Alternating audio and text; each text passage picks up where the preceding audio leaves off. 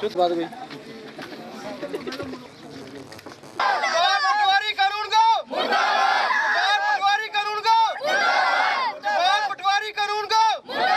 हम गरीब आवाम कहाँ जाएंगे? गरीब आवाम पिस रही है। 100 रुपया मजदूरी साल तो रहन दे जी। असि गरीब हाँ, पेटियां भी ले गए, गाडा भी ले गए, टीआर भी ले गए, भांडा ठीकर भी ले गए। दो देश की तो एक तवा रह गया रहन दिता।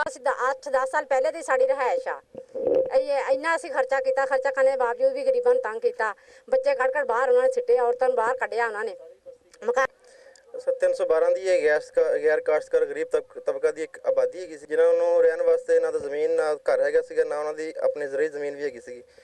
10 ਸਾਲ ਤੋਂ ਇੱਥੇ ਗਰੀਬ ਆਵਾਮ ਬੈਠੀ ਹੋਈ ਹੈ ਔਰ ਇਹਨਾਂ ਦੇ ਆਪਣੇ ਰਹਾਇਸ਼ ਹਰ ਚੀਜ਼ ਮੁਕੰਮਲ ਹੈ ਔਰ ਇੱਥੇ ਬਿਜਲੀ ਵੀ ਮੌਜੂਦ ਹੈ, ਵਾਟਰ ਸਪਲਾਈ ਵੀ ਮੌਜੂਦ ਹੈ। ਇਜ਼ਾਫੀ ਆਬਾਦੀ 'ਚ ਆਏ ਆ ਤੇ ਸਾਡੀ ਇਜ਼ਾਫੀ ਆਬਾਦੀ ਜਿਹੜੀ ਗਰੀਬ ਲੋਕਾਂ ਦੀ ਆ, ਕਿਸੇ ਕੋਈ ਕਾਸ਼ਤਕਾਰ ਨਹੀਂ ਇਹਦੇ ਵਿੱਚ।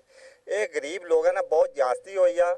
ਇੱਥੇ ਦੇ ਪਟਵਾਰੀ ਆ, पटवारी कानून ने मिल के जवान नामी एक आदमी आ 327 का उन्हें अपने नाम करवाई है करके अपनी मेहनत मजदूरी करके मकान बनाया। कल ये लोगों ने सारे ने धक्के धुक्के मार के सारी दीवार ही सड़ गया, पांडे पुंडे बाहर खिलार गए, धमकियां दे। मेरी जवान बच्ची भी है, उन्होंने भी धक्के धुक्के दिते जी। तो इस वास्ते सानू कल इन्हें जलील किया मकान